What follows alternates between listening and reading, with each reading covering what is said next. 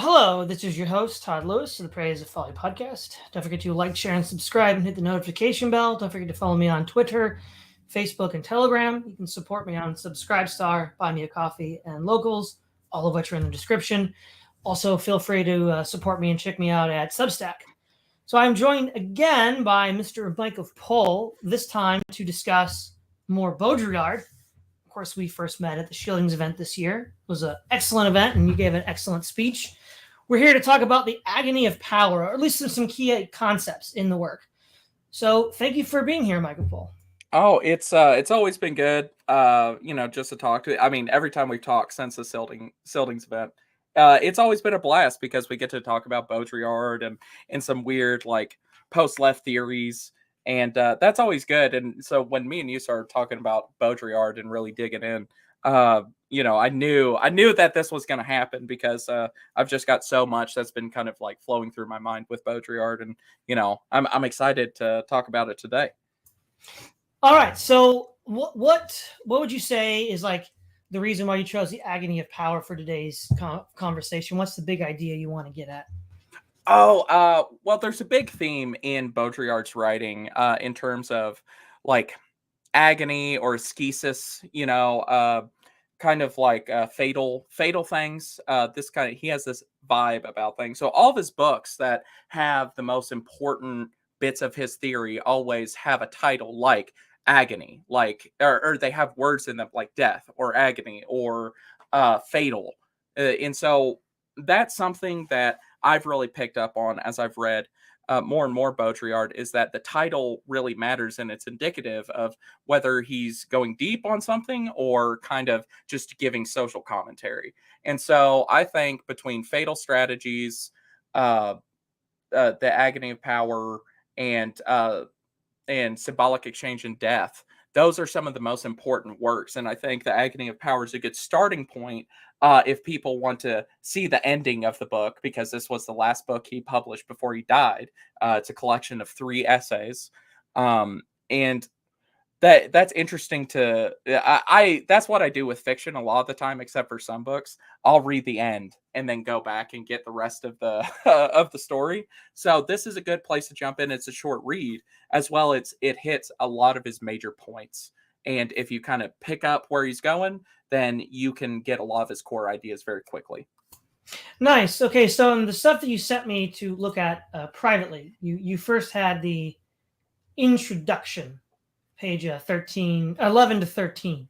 So what did you want to, what were the big ideas there? So the introduction is actually one of the better ones that I've read to a theoretical author. And that's really what I wanted to highlight there is something like on page 12 where he gets into kind of like a subliminal understanding of Baudrillard. So he says, line 18, he also understood that there was no more gap left, no insider's distance that would still allow for a critique of society. Any counter discourse filtering into the code would immediately be disconnected from its own ends, disintegrated and absorbed like everything else. So this is the fatal theme I was talking about earlier.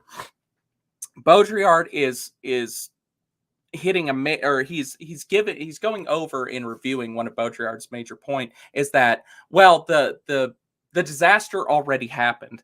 In fact, Baudrillard kind of sees himself as a post-apocalyptic writer. Like, we've already passed the apocalypse. So where are we now? Can I be a good diagnostician of now? And in here, he's saying like, yeah, the now is kind of fatal.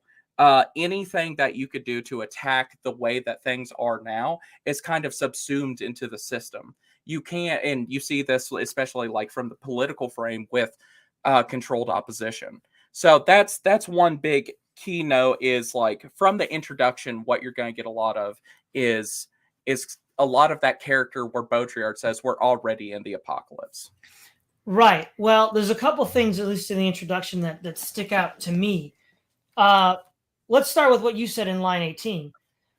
So what I would say, and you can comment on what you think, if this is correct or not, but I think the two main themes that are governing society which eliminate certain kinds of value, are one, the cash nexus, which says that anything that can't be, well, all exchanges, all relationships are reduced to some sort of cash exchange. Yes. Which means if this kind of certain kinds of relationships can't be mediated through with a cash exchange, so they disappear because we're living in an era veiled by the cash nexus.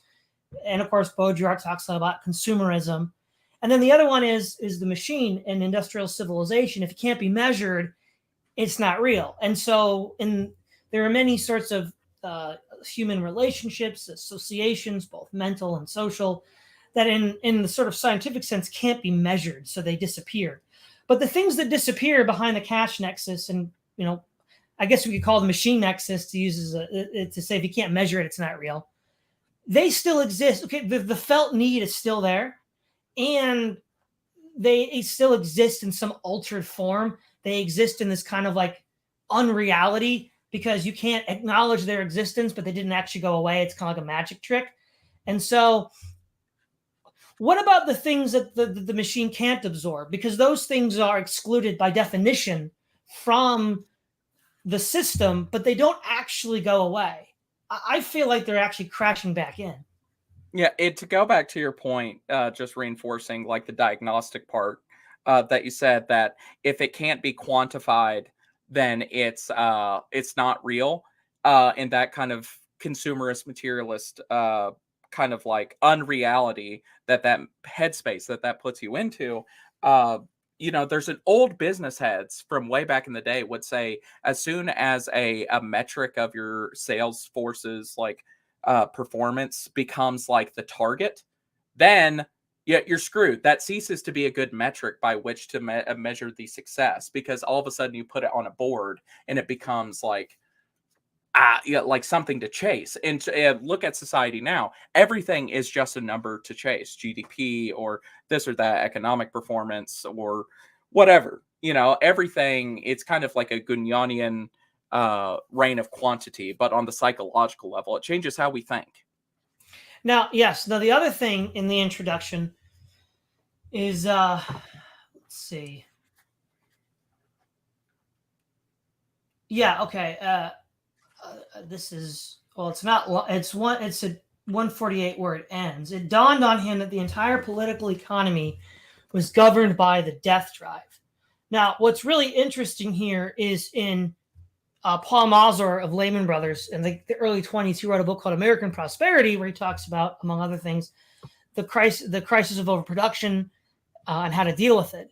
And the death drive is an important part of this. He says survival in men as well as in animals is the supreme urge. Fear of death or fear of ill health presents forceful arguments for businessmen as well as a preacher. Any product which promises health can, if the promise is sufficiently convincing, acquire tremendous popularity. The patent medicines used such an appeal, and it was only their failure to make their promises of speedy restoration good that alienated the affection of a willingly credulous public. Those patent propriety articles, which have fulfilled at least in some measure their claims, have continued to prosper. So he's basically the idea of propaganda, mass culture is Edward Bernays. He was, I think, the nephew of Sigmund Freud. He introduced the idea of manipulating people psychologically through the sex and death drive. And we have an open admission that, Madison Avenue is going to be using this to sell us products, which again ties into, now Baudrillard in the quote above was political economy, but where is it coming from? It's coming from this. Yeah, it's interesting you point that out in specific, because this book tackles or remixes, I guess, the ideas of both death drive from Freud, and then also the idea of master-slave morality from Nietzsche. So Baudrillard in this book tries to tackle or kind of reconfigure what that theoretically means on like a sociological framework. And so that's very interesting to see, where like he says death drive. Okay, how is the scene of the social, as the words that Baudrillard uses, how does that map onto the scene of the social? So, and I can't help but agree, like that's just a good diagnostic. Like Baudrillard hits it out the park again. It's like what's there, like, Baudrillard is a very polemical writer, and so that may seem like a very fruity way to put that. But in fact, like he's trying to put an impressionist picture in your mind's eye about how capital really works, how that kind of like grinds down the sociological scene into this like gray goo, if that makes sense. No, yeah. Now that was the introduction. Now you said I didn't know about this until just now, but pages 33 and 34, you said contain some interesting content. This should be the first page from Domination to Hegemony. Yeah. So, in order to grasp how globalization and global antagonism works, we should distinguish carefully between domination and hegemony. One could say that hegemony is the ultimate stage of domination and its terminal phase. Domination is characterized by the master-slave relation, which is still a dual relation with potential alienation, a relationship of force and conflicts. It has a violent history of oppression and liberation. Okay, so what is Baudrillard setting up here? He's setting up a dialectic, right? He's setting up, okay, in the past, we had domination. Here's the definition of domination.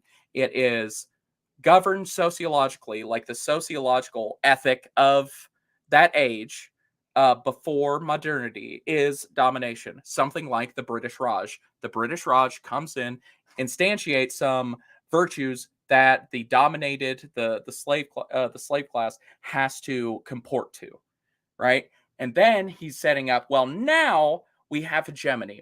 Modernity is defined by hegemony. Let's continue. There are the dominators and the dominated. It remains a symbolic relationship. Everything changes with the emancipation of the slave and the internalization of the master by the emancipated slave. Hegemony begins here in the disappearance of the dual, personal, agonistic domination for the sake of integral reality, the reality of networks, of the virtual and total exchange where there are no longer dominators or dominated. Indeed, it could be said that hegemony brings domination to an end. We, emancipated workers, as we are free, right? Or in some sense, we are free to choose McDonald's or Wendy's, or free to choose this or that, right? We are truly free in some sense. Internalize the global order and its operational setup, of which we are the hostages far more than the slaves.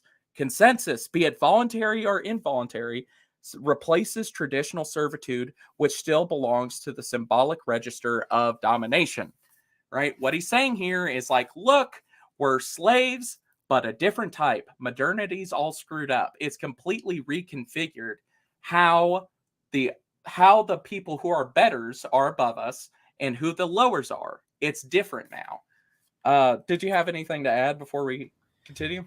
Well, yeah.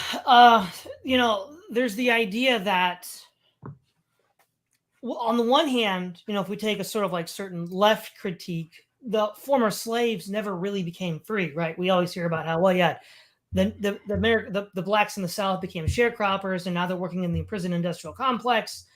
The poor are more likely to commit crimes, so they're more likely to be put in prison, which is just the prison industrial complex. In a sense, they'd argue that, so there's that critique, that they still would be involuntary servitude.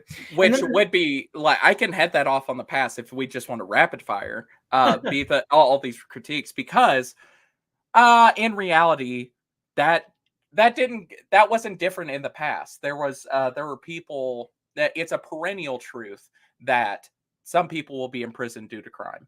So we can just head like simple as that's a perennial truth. Sorry, this is not like a new thing that's happened. So you can't. It's not the state of change. Does not comport with your critique. Sorry. Well, then the other one would be wage slavery, like working in the factory towns in the 19th century. So that is something I would say has changed. Like, as modernity has accelerated, like capitalism is broadly what Baudrillard is critiquing, right? He's finding a new way. He's like kind of the first post-structuralist. He's finding a new way from the Marxist reference frame or milieu to get back around and critique capitalism, but more as like a power structure kind of analysis. So actually fair. So yeah, I mean, and ultimately the people that are in charge now, I would argue, are the technicians, and the rest of us are ultimately forced to conform to the needs of their creations. Yeah. I Yeah. yeah, I don't know if there's much I can add there because like I think that's generally true. But might we continue? Domination. There we go. Hegemon means the one who commands, orders, leads, and governs, and not the one who dominates and exploits. This brings us back to the literal meaning of the word cybernetic, kybernetike, the art of governing. Contrary to domination, a hegemony of world power is no longer a dual, personal, or real form of domination, but the domination of networks, calculations, and integral exchange. Just to add a side tangent here, think about Google Analytics, like what they do in order to suck in all your data just to know you. It's like, yeah, it's a network analysis, essentially, is how power kind of like figures in enough data in order for its like techniques to of power to like work on society. So domination can be overthrown from the outside. Hegemony can only be inverted or reversed from the inside. Two different, almost contrary paradigms: the paradigm of revolution, transgression, subversion, dominate for domination, and the paradigm of inversion, reversion, auto liquidation for hegemony. So this is the first time he's hypothesized, or in this reading, this is the first time he hypothesizes an antithesis to the current regime, right? He's saying hegemony is different, so you have to play a different game if you want to, like, embrace Dharma. Like, the way I read it is embrace Dharma. You want to switch the system over to rolling again instead of being in stasis. So how do you do that? It's not the same way you would revolt against domination, because he's still a leftist thinker. You have to keep that in your mind, but that's what he's hypothesizing. Well, what's interesting here is this is at least one big difference that I see between domination and hegemony. Domination is personal, and that there is some slave master, some tyrant, some lord you can point to, whereas hegemony is impersonal. It's this web of relationships that are dominating us rather than any one person we can point to. Would you say that's a correct? Yes, that is 100% correct. So what this reminds me of, Ivan Illich's concept of systems in Rivers North of the Future, where he says that the problem with the way man relates to tools is that in the modern age, we are a subsystem of a larger system. And he also talks about the computer revolutions as like, so he's referring to what began in the 80s, that man is now a subcomponent of this broader system of systems. Rather than being human, he's now being reduced to this subcomponent of a cybernetic system. Yeah, cog. Yeah, this is the feeling of like mid or like early 2000s angst, like, oh, I'm an office job fucking guy. I'm just a cog in the machine, man. And so you can see a little bit of that angst and like, well, what those people were touching on, those average office jockeys, was like actually true. They did get dissolved into like cast in a metal casting machine into a cog for a gear. You know, it sucked. Well, it did, and I think that Alul Illich's discussion about the age of the systems with Baudrillard's idea of hegemon or hegemony are congruent concepts. They're congruent with each other. The other thing that I'll say is that in his On Technique, Alul talks about the modem society, where man is reduced to a signal transmitter from one part of the systematic machine to the other part. Yes. And again, that's a natural byproduct of being ruled by these impersonal systems, because in the past, if we needed food, clothes, and shelter, we had to relate to other people. If I wanted food, I had to relate to the farmer. If I wanted shoes for my horses, I had to relate to the blacksmith. You had to develop human relationships to get what you want. But now that we're dealing with systems, we have to send them the right signal, the signal that they'll pick up on, to then give us what we need or want. And that's the most analogous idea from Baudrillard is from a different book. It's simulation and simulacra. It's the hypermarket idea. That would be the same as the systems market. kind of ruling. That would be the most Yeah, analogous see, concept. that's why I love Baudrillard, because even though he's not directly engaging with Elul or Illich, he has this sort of like congruent overlay of the problem. Yes. Anyway, Cat, stop. Sorry, Cat interrupts every once in a while. He's a bastard. Are we going to page 79 now? Well, I have one more bit from page 35, if you don't mind. Yeah. So, starting in the middle of page 35, hegemony works through general masquerade. It relies on the excessive use of every sign and obscenity, the way it mocks its own values, and challenges the rest of the world by its cynicism. Carnivalization is the term he's giving there. He calls this cynical self-effacement carnivalization. Classical historical domination imposed a system of positive values, British Raj, displaying as well as defending these values. Contemporary hegemony, on the other hand, relies on a symbolic liquidation of every possible value. The terms simulacrum, simulation, and virtual summarize this liquidation, in which every signification is eliminated in its own sign, and the profusion of signs parodies a by now unobtainable reality. So, gobbledygook alert, sound the alarm. Yes, the last bit. If you don't know Baudrillard theory, right, then signs, symbols, it's like self. So what is he saying? Okay, what he's saying is, look, if you want to be a member of the GAE, and you're in India, what do you have to do? You have to self-efface. You need to tell your son to, get a surgery. You know what I'm saying there.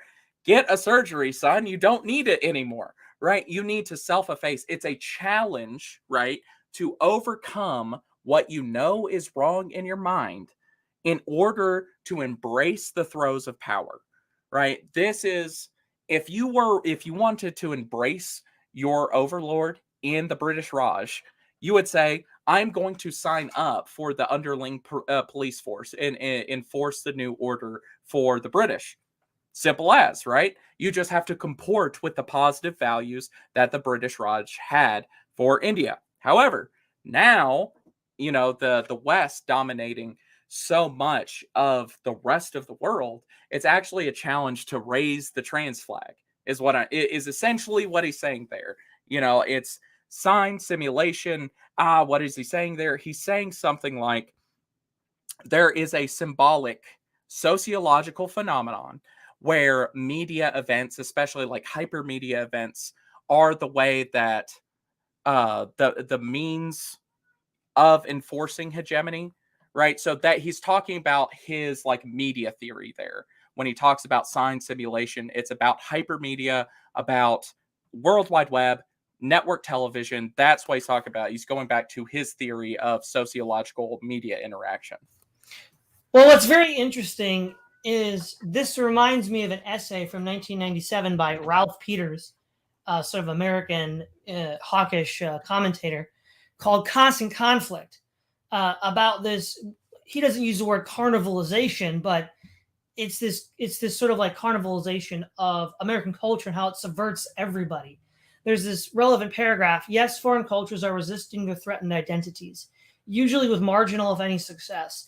And yes, they are attempting to escape our influence, but American culture is infectious, a plague of pleasure, and you don't have to die of it to be hindered or crippled in your integrity or competitiveness. The very struggle of other cultures to resist American cultural intrusion fatefully diverts their energies from the pursuit of the future. We should not fear the advent of fundamentalist or reductionist regimes. They are simply guaranteeing their people's failure while further increasing our relative strength. That seems to be an insight that's Baudrillardian.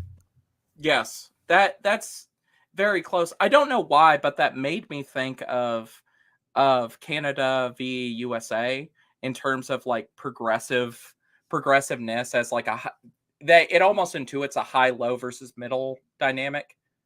Does that make sense? High-low versus middle. You mean like who's the middle here? So yeah, the middle would be America, like it purely symbolically, right? In terms of media messaging, in terms of like, well, we found out that Canada was 100% behind, or China supported the liberals coming into power with a minority mandate. Like, this is a conspiracy that's not a conspiracy that just happened, right? So Canada is a low to play off of America from China, right? Okay. Sorry, that might be a side tangent and not that revelatory, but that's what it made me think of. So wait, so you're saying is that China is pushing a more radical form of progressivism in Canada as a way to challenge America? Are you up to the task of matching how crazy Canada is? Yes. Oh, okay, Yeah. sure. I just wasn't sure what you meant by that. Oh, Sure. yeah. Sorry, I'm not a very good explainer when I'm just freewheeling.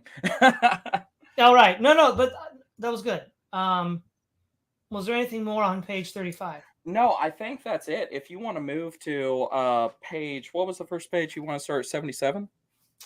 Well, let's see. We want to start at 68, right? I think that's where we finished chapter 2. Oh, yes. 68 to the end. So whatever key points you want to hit there.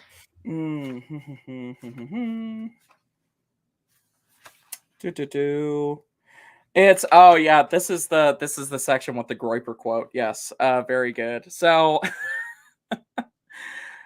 I think on page 69 I want to hit first of all 69, nice. What this is from the essay The White Terror of World Order. What is at stake in global confrontation is this provocation to generalized exchange, the unbridled exchange of all differences, the challenge for other cultures to equal us in deculturation, in the debasement of values, the adhesion to the most disenchanted models. Right? So this is just another point I wanted to bring up where he's like, this is the post-apocalypse. Or this is the post-apocalypse. I want, as the global hegemon, to enforce this kind of like, I want to deculturate myself. Like, I want, as an aspirant nation in world hegemony, I want to comport to this like death drive sort of feeling in my society. I want to not go on. And that's the point I really wanted to hammer there on page 69, I think, according to my notes. According to your notes. And then, if you had a thing on there. No, go ahead. Then I was just going to add, the reason why I like Baudrillard is he's kind of like unapologetically kind of French. He's a French national. So it gives him a very interesting old point of view. He was born a long time ago, so he could say things like this and maybe not get in so much trouble. He said on page 71, in the middle of it, Hispanics are literally cannibalizing the United States. So this goes back to an earlier passage where he says, he basically postulates hyper America, where he says that all of outside of America will be America, and then America will be all the more American. And so that's more of just a small cultural critique point, but it sounds like, Baudrillard Groiper, 6969 on Twitter, which is hilarious because he did the quote himself. Yeah. So then, so 69 then is where he sort of deals with the sacrificial death, where the terrorists are raising us by suicide bombing. Yes. Yeah. That's interesting because they're rejecting the death offered by the White Terror by dying themselves under their own volition. Is that sort of what he's getting at? Yes. So you know what that is then. In Dostoevsky's The Demons, there's a character that commits intentional suicide because it's a way for him to express his will most fully. Oh, really? Yeah. Oh, that's interesting. I'm trying to find the guy's name. It'll come to me. But yeah, Kirillov. He's an atheist nihilist who intentionally commits suicide as a way to be the maximum expression of the self-will. So maybe from a Baudrillardian perspective, Kirillov is rejecting the death exchange of late Tsarist Russia and nascent capitalism by killing himself. Well, no, this is actually, so you're missing it by a little bit of time and a little bit of place. So, do you know who invented the getaway car by any chance? It wasn't the IRA, was it? No, it was egoist anarchists in Italy, and I just find that such an interesting little thing, because they, the suicide notes of those people before they were taken into captivity, because they were like just bombing random things, like they were insane, right? But they left very prescient suicide notes about, oh, I chose this death because I wanted to feel as though I had lived in my life before I had lived long enough to not live it. And so, like, it's the same thing. It's that actually happened. Like, that Baudrillard's point is like, oh yeah, egoist anarchists felt the exact same way in Italy in like the 1890s. It's hilarious. How about this, right? Okay, this is kind of related, right? How about could it be argued that one way to raise this carnivalization, the death exchange, is in the Christian conception of dying again in Christ? We reject the death exchange by dying in Christ to then live anew. Yes. So that's Awesome. hypothesized. Yeah, that's hypothesized in a theory way by Cody Wilson. Cody Wilson is the guy that's the father of 3D printed guns, and he is a Baudrillardian as well, and that's what he hypothesized, and he calls that concept death athletics. And the first speech he gave about death athletics, about like how you actually instantiate the individual will, is through like the self-sacrifice model, but you make it symbolic. That you, in a Baudrillardian sense, make it symbolic exchange. That was Cody Wilson's whole joint. Like, literally, you interpret that as Christ, and in the Passion of the Christ, and also the martyrs that came in the early church. So it's the same thing. Christian death athletics is what that is. Well, what's interesting too is when Paul talks about, when he uses athletic analogies in his letters, he talks about the agony or agony of the Christian life of mortifying the flesh. It's this. So the agony is instantiated in dying to the flesh, which is facilitated by Christ dying and rising again, and we participating in that. Yes, that's awesome. That's a skesis. So that's another, and I know I'm throwing a lot of different authors, like, just while we're jiving on this little passage, but I think it was the Bubble series by what's his name? Sloterdijk. Sloterdijk wrote the Bubble series, which are horribly expensive books, but in there he has a theory of acrobatics and ascesis, which ascesis is basically self-punishment or self-harm for a purpose. And like ascesis is like the same thing. Baudrillard has a theory of it. Cody Wilson has a theory of it. Sloterdijk has a theory of it. There's a whole bunch of like, how you reverse this horrible system is like, go crazy. Like, my death is imminent.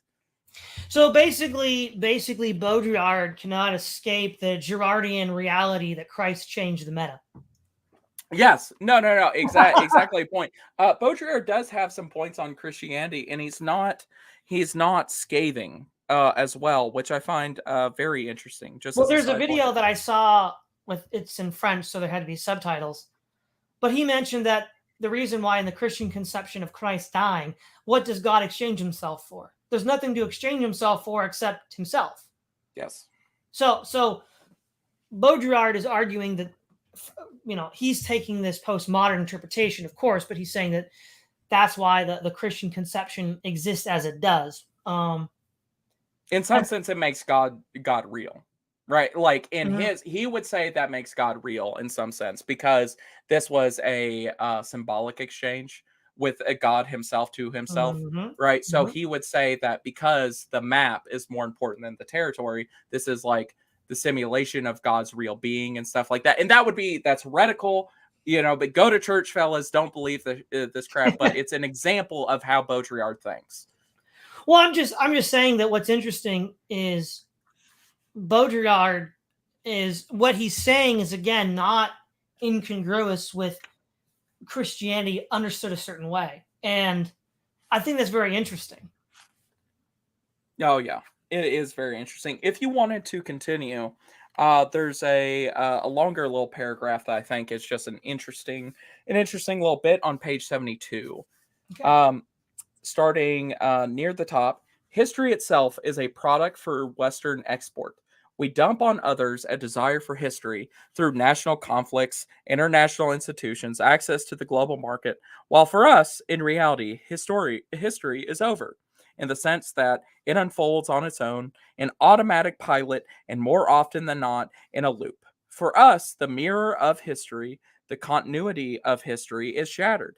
We live in an instant and disincarnate currentness in which we take no more trouble, according to Dostoevsky's phrase, to bring him back, than to prolong history, or rather the end of history. Immersed in the euphoric banality that Heidegger called the second fall of humanity. But the others, those who did not experience this historic age, this mirror stage, can only want to enjoy it themselves, dreaming of the Western power in which everything that took the form of history culminates, and perhaps dreaming to destroy its symbols and take a stand against it. It is a strange situation wherein all these peoples who at the same time dreaming of entering history, or rather today in the pacified, securized, extraterritorial, extra-national zone of universal free trade, in the world order of welfare of which America is obviously the model, and simultaneously resist it. A double contradictory statement of which Turkey is a fine example. To join Europe for the Turks means leaving the archaic structure to enter modernity, to become a part of the technological universe of consumerism and and the former liberty to use them at one's leisure. At the same time, it means partaking in a radical critique of this political economy, a denunciation of the culture that fascinates them, and remaining deeply allergic to the principle of exchange and undifferentiated exchange that requires the sacrifice of their distinctive cultural traits.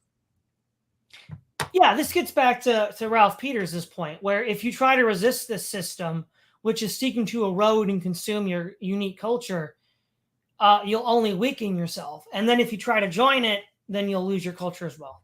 Yes. I mean, look at Turkey right now. It's like the middle of Turkey, and Semiagog may be a better resource to lean on this in terms of Middle Eastern cultures, because I think Semiagog spent some time there, if I'm not incorrect, didn't he?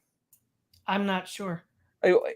But something that I can tell, especially from like travel vlog people, which is like an interesting way to like do your research, is that people are very concerned when they go outside of the major cities that have highly westernized. It turns into very low trust very quickly. And what I can gather is that the elites that are in the major cities that have highly westernized are very deeply embarrassed about like their people, the people of the nation that they're in, because they want to be good NATO members in the cities. So that's a interesting point that Baudrillard brings up about like, we're embarrassed. We're trying to self-efface and raise the progressive flag so that we can join this. Hey, our regular people in the backwater that just do farming that keeps us alive. Doesn't this sound familiar? We're embarrassed of the Midwest. Oh no, Turkey's Midwest is so embarrassing. Let me slap the analogy on your face. Well, that whole bit about history too, like sort of like being shattered and then, attempted to be reconstructed, reminds me of this chapter 3 of The Machine Stops.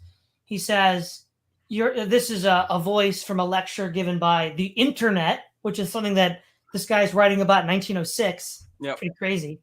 Your descendants will be even in a better position than you, for they will learn what you think I think, and yet other intermediate will be added to the chain. And in time, his voice rose, there will come a generation that has gotten beyond facts, beyond impressions, a generation absolutely colorless, a generation serapically free from the taint of personality, which will see the French Revolution not as it happened, nor as they would like it to have happened, but as it would have happened had it taken place in the days of the machine. And so what that sounds like now, Baudrillard is taking more of an anti-capitalist perspective than maybe a techno-critical perspective. But what it sounds like he's saying is that history has moved from the real to the unreal because it's being mediated by this deterritorialized carnivalization. Yes, that is what he's saying. And he goes into this more I keep jumping back to his other books to support this, but it's just because I have the quotes offhand. In Fatal Strategies, Baudrillard cites someone else, like I think his name is Marionetti, about like the freezing of time. And this is something that Baudrillard has talked about before. How we're like, we're frozen in time in the self-effacement stage of history where everything is mass mediafied. That's something that he talks about. He talks about, I think, for longer, because he actually refutes Fukuyama and his conception of how history froze and says, no, history froze in a different way. We can't even identify, because Fukuyama says, history froze when the Cold War ended. Actually, Baudrillard says, no, history froze in this modernity thing at a point we can't determine. We can't go back and say, the French Revolution, technology, agriculture. You can't actually pinpoint the point in time when history froze, if that adds some context. Sure. One thing that I thought was interesting was he says in 73 and moving into 74 a little bit,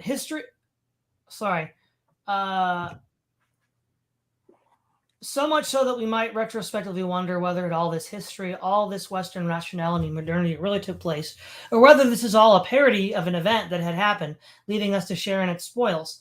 This would be the farce of history that Marx mentions, and so which we involved as accomplices those who did not even benefit from it. History that repeats itself turns to farce, but a farce that repeats itself ends up making history. This means that by repeating and doubling themselves up, even simulacra end up forming our material destiny, the only day of reckoning we have the right to know. Now, what's interesting is even before I read this, I've been telling people that while a lot of identities that are developing, whether you're tankies on the left for Twitter or certain right-wing subcultures in our circle on Twitter, in a lot of regards, it's LARPy, it's cringe, it's ridiculous.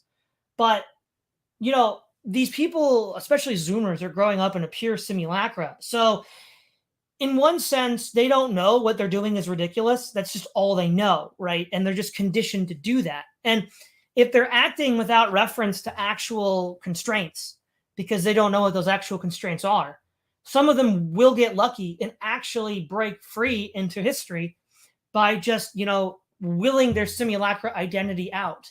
And two examples come to mind, the sort of like on TikTok, the Tradwife GF meme. And then I saw somebody on Twitter talking about how all these millennial guys that grew up playing strategy games like Paradox Entertainment or Risk or Axis and Allies or whatever were trained to conquer. It's all simulation. It's a video game.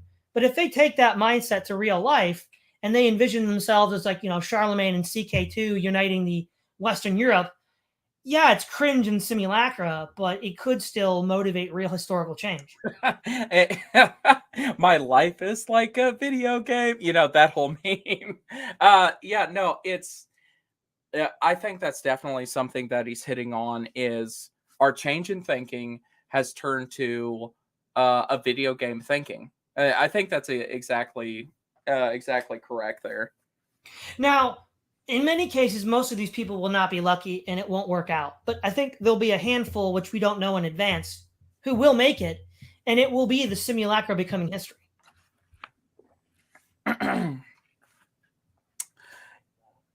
Yep, I don't have anything to add on that one. I don't have anything to add. Yeah, no, you summed it up.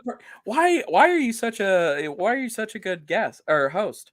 That's because I've been doing this for 8 years now, and I've read a lot, including Baudrillard. So. Oh yeah. See, that's the thing is, hey, I'm still completing my collection, and so it's very much a task to get through Baudrillard, because he does have polemical flourishes that make him Oh, but I difficult to like read. that. I like Yeah. Oh, yeah. So I guess I'll move over to page 75. that. Okay, sure. Yeah. So in the uh, near the top of the page, it remains to be seen whether this underdevelopment is a curse. If the non-access to the real and the rational is an absolute tragedy or its contrary, one can ask this question when considering the advanced zones, the hypermodern zones like our own that are already far from reality, that have lost its principle, that have devoured it in a way in the space of 2 centuries. Like any mineral or fuel or natural deposit, moreover, the exhausting of reality goes hand in hand with the exhausting of natural resources. Hyperreal zones, still sublunar, but already extraterrestrial, at once globalized and deterritorialized. So this is something, this is a mournful statement, if you will. This is, like I said, Baudrillard is he's a sad emo guy. He's an emo French guy. He's like, look, it's all lost. We're basically in orbit. We're not quite, like we've nuked the whole planet. It's actually the piece of crust of Earth that we're on, that we're still living on, is still out in space. It's not past the moon yet. We're actually depleting all the Earth. Back to his capitalist critique, he's saying, like, we're just gonna mine the Earth until we all die. If we don't nuke ourselves first. But I don't think Baudrillard is that existentialist to hypothesize like nuclear apocalypse. He thinks it's way more worse and slow than that. A slow death of devouring the Earth, devouring ourselves, reality devouring itself. This is Baudrillard being very sad near the end of his life, and I think, Yeah. I think with his theory like being basically true, he kind of deserves to be sad. He's like, man, I'm bummed out. Well, here we go. You're okay. I got to go back to the machine stops. This is Yes. like a guy who 1906. He's predicting deterritorialization. Few traveled in these days, for thanks to the advances in science, the Earth was alike all over. Rapid intercourse from which the previous civilization had hoped so much has ended up by defeating itself. What was the good of going to Peking when it was just like Shrewsbury? Why return to Shrewsbury when it would be all like Peking? Men seldom moved their bodies. All unrest was concentrated in the soul. Oh, Bro, that it hurts. was like predicting deterritorialization well before Baudrillard. Yes, and it hurts because like I think you'd feel. I feel the same way. Why do I want to go to any city? Answer is I don't. I just have angst in my heart because I played hockey tournaments in Toronto and stuff like that. It's just like, man, it's all the same. It's America. It's hyper America everywhere. Why would I go anywhere? All I can be is just sad in my house with my roommates, and me and my roommates could just complain about it. That's all we can do. Just sip a beer and go, it sucks. Well, this is what's interesting, right? I'm going to try to tie all of this together, whether it's Uncle Ted and the Manifesto, or the machine's greatest trick, the system's greatest trick, or Baudrillard's work. They're all implicitly materialistic because they don't believe that there's some higher spiritual realm that you can either ascend into or exchange for this, so that you can find some real meaning to overcome what's coming. And I think we've already touched on it earlier with Cody Wilson's concept of, what was it called? Dialectical athletics? No, death athletics. Death athletics. Yes. Where you basically accept the death challenge, or rather, Christ as your advocate accepts the death challenge. And in the Girardian sense, he beat death.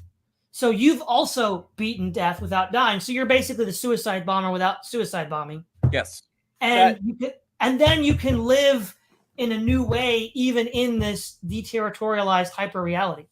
Yeah, if we want to extend this into like, this is a practical consideration for you guys in the audience, is death athletics, the conceptual basis for it is Christian, and that is Todd put it perfectly. That's exactly correct. But if you want to take this to the fight, right? The hypermedia fight battle arena mega showdown, Sunday, Sunday, Sunday, be there, right? If you want to take it to the ring, then you have to do what Cody Wilson does. And I'm going to simulate my own death over and over again to kind of torture the regime, right? This is what Baudrillard hypothesized, and this is what Cody Wilson did with the 3D printed gun project. Oh, look how many laws I'm breaking. He never broke a law. It's like, you have to simulate that the feds are about to get you every day. He's actually Pablo Escobar. You're actually going to get taken down any second. And this is what Baudrillard hypothesized as like the rebellion against hegemony has to be different than domination, right? And going back to the first chapter. Yeah, so I guess just to end the show, there's a couple points on page 76 and 77 I think are interesting. The high point of the struggle against domination was the historic movement of liberation, be it political, sexual, or otherwise, a continuous movement with guiding ideas and visible actors. But liberation also occurred with exchanges in markets, which brings us to the terrifying paradox of all the liberation fights against domination only paved the way for hegemony, the rule of science and systems, the reign of general exchange against which there's no possible revolution since everything's already liberated. So here, what I would say is, there's no possible revolution in the sense of striving to liberate man in this pre-constrained sense he's already referring to. Because as I said, in the reign of quantity and measurement, there are certain things that are not allowed to exist in the discourse, but actually do exist. And I believe they are re-entering into our world.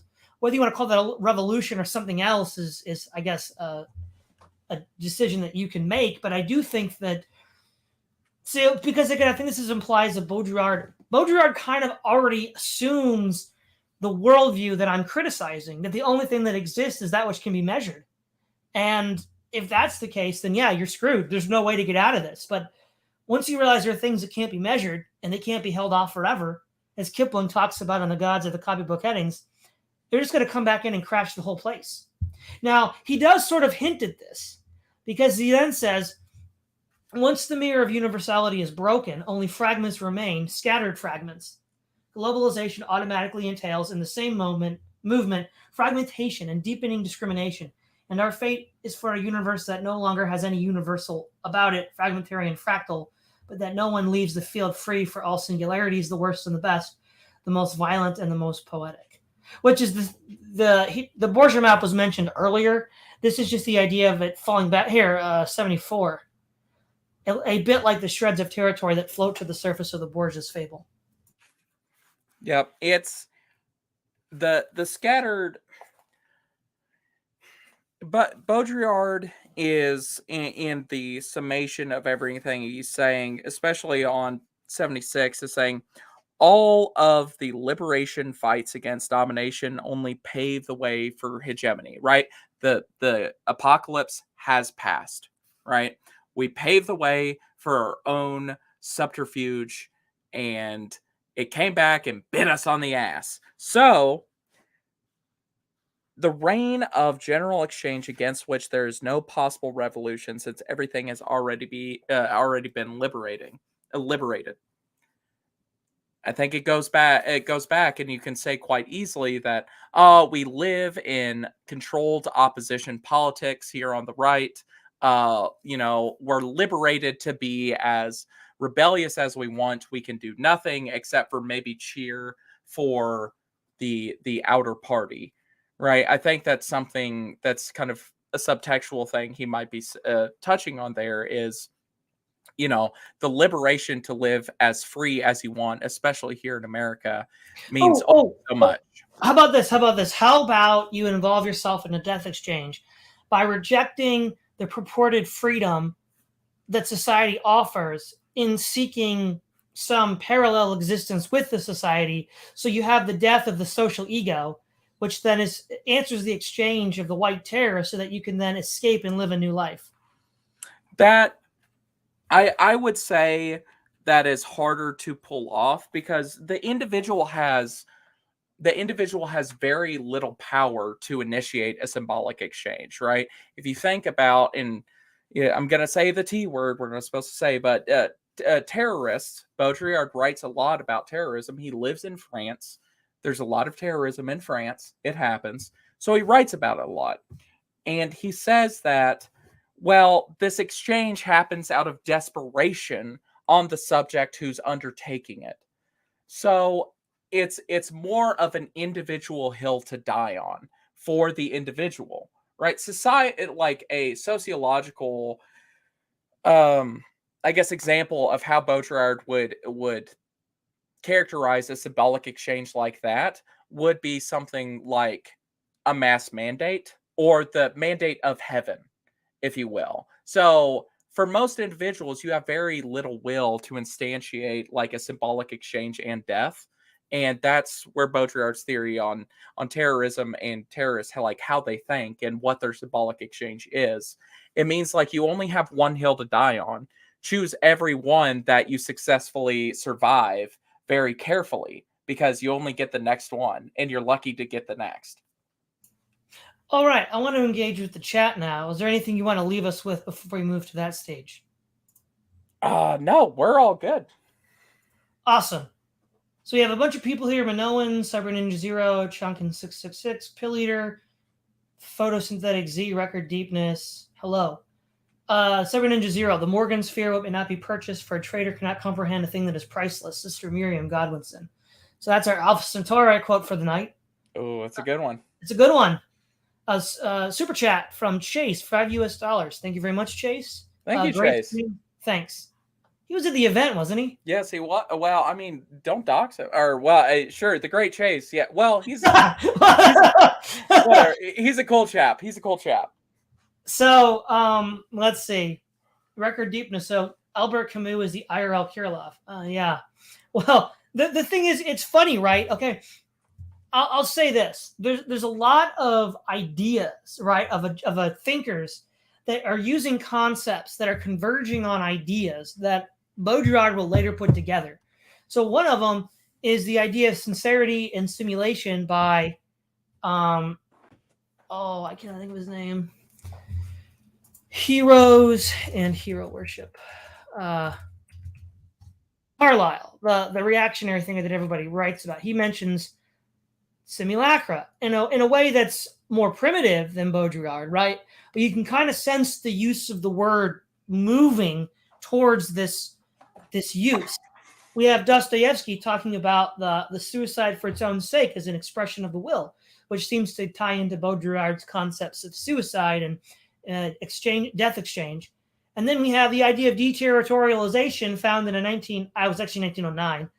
So, E.M. Forster's Machine Stops. So, like, there's a whole bunch of ideas that, whether Baudrillard was aware of them or not, was leading up to a critical mass of concepts that he uses. It's really interesting when you see, like, the sort of, like, breadcrumb trail.